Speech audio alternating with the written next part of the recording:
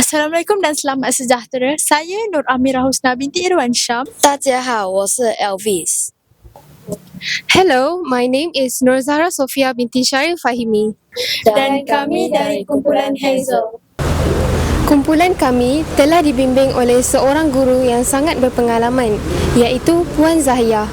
Beliau bukan sahaja mempunyai banyak pengalaman dalam bidang STEM, malah beliau telah berjaya membimbing ramai murid ke peringkat antarabangsa. Assalamualaikum dan selamat sejahtera. Murid-murid ingat lagi tak apa yang kita belajar minggu lepas?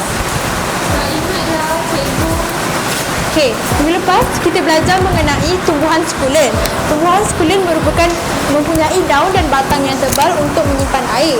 Antara tumbuhan sukulen adalah aloe vera. Disebabkan itu, aloe vera mampu hidup di kawasan yang panas dan kering. Okey, itu saja kelas untuk hari ini.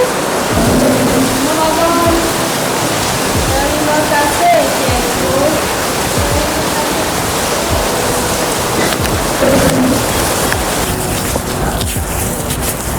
Elvis, awak okey ke ni? Kenapa awak nampak macam gatal-gatal je?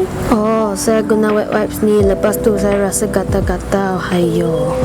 Patutlah, awak tahu tak, wet wipes ni mengandungi bahan kimia dan alkohol yang boleh menyebabkan kegatalan dan iritasi kulit. Malah, awak juga telah membazirkan bahan dan kos untuk membeli wet wipes ni dekat pasaran. Oh, ya ke?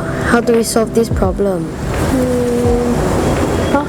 I have an idea. Apa kata kita buat wet wipes daripada aloe vera?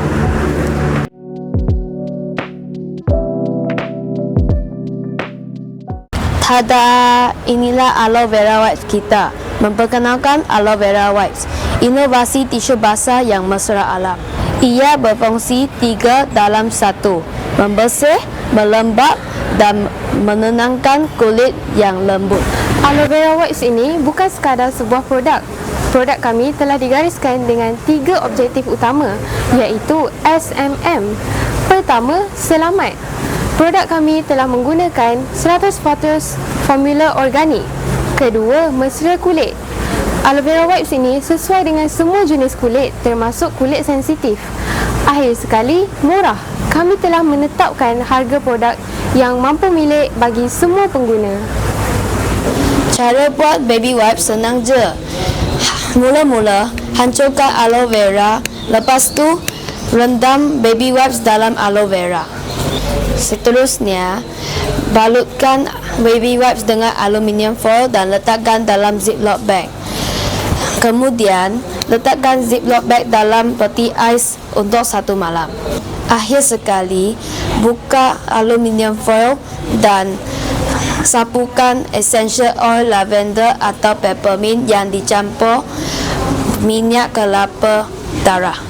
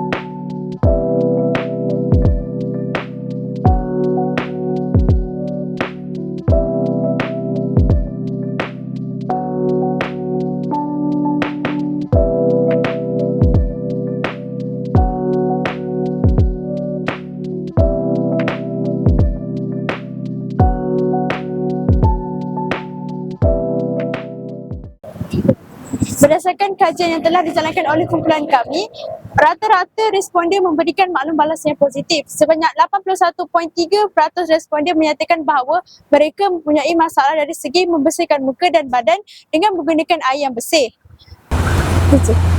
Selain itu, sebanyak 100% responden bersetuju bahawa tisu basah organik tanpa alkohol diperlukan untuk menjaga kesihatan kulit. Data ini menunjukkan bahawa pengguna mementingkan tisu basah yang selamat dan bersih kulit. Kesimpulannya, inovasi aloe vera wipes mendapat sambutan yang sangat baik dan mempunyai potensi yang tinggi untuk dipasarkan kerana memenuhi keperluan pelanggan.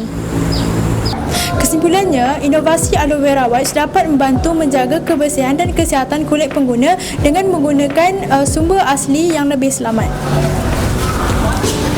Selain itu, produk kami juga selari dengan penggunaan produk Lestari iaitu SDG Gold 3. That's all from us. Bye.